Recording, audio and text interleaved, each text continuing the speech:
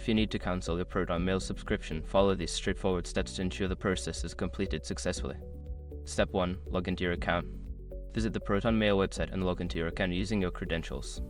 Make sure you are accessing the account associated with the subscription you wish to cancel. Step 2. Access account settings.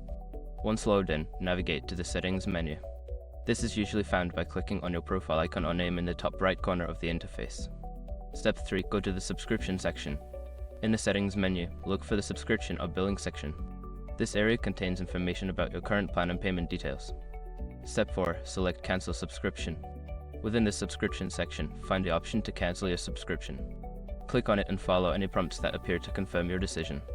Step 5. Confirm cancellation. After initiating the cancellation, you may receive a confirmation message or email. Ensure you follow any additional instructions provided to finalize the cancellation process. Once you have completed these steps, your ProtonMail subscription will be cancelled. Make sure to check your email for confirmation and any further details regarding the cancellation.